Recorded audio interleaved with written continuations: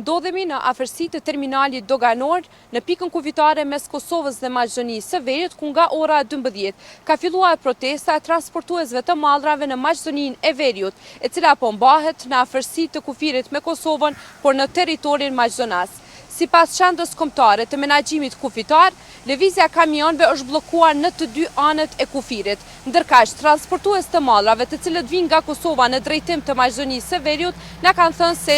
kolonat e tilla janë të zakonshme si çdo ditë tjetër, por të njëjtit prapa kamerës po ashtu kanë thënë se